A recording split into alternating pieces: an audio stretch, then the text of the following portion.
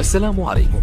لا تنسوا الاعجاب بالفيديو والاشتراك في القناة تشجيعا لنا لنستمر بنشر المزيد إن شاء الله. الرياضي التي يبحث عنها عدد كبير من المهتمين بهذا الصدد، والحدث الحماسي على مستوى العالم، حيث تستضيف دورة قطر كأس العرب بعد فترة استراحة طويلة استمرت لأكثر من 3 سنوات منذ عام 2012، والتي استضافتها المملكة العربية السعودية.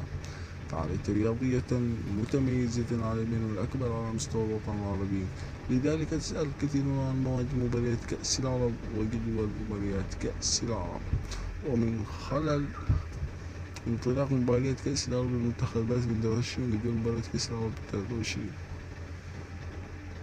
أما عن الدولة المستضيفة للبطولة هي دولة قطر، وتقوم بمشاركة 23 فريقا عربيا تحت رعاية وتنظيم الاتحاد الدولي لكرة القدم. ويقوم هذا الحدث الرياضي الجميل بعد ذلك استراحة طويلة استمرت لأكثر من 9 سنوات، وكانت ضمن آخر مرة كأس العرب عام 2012.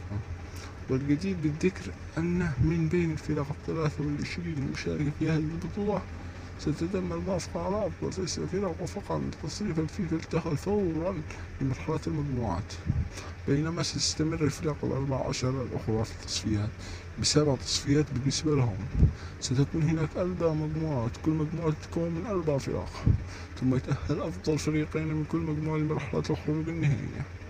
مع قنوات النقل المنتدى قطر ترى موعد مباريات الكأس العرب 2023.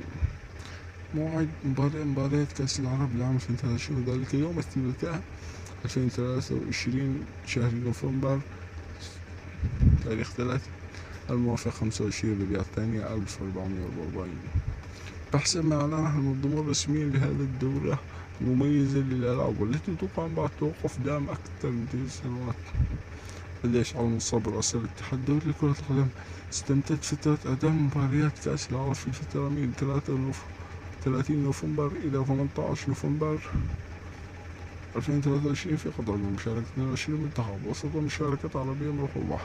حدث وجدت المنتخبات التالية: سوريا والجزائر والبحرين والجزر والقمر وجيبوتي ومصر وموريتانيا والمغرب وعمان وفلسطين وقطر والسعودية والسودان وتونس والإمارات العربية المتحدة واليمن والعراق والأردن والكويت ولبنان وليبيا والصومال.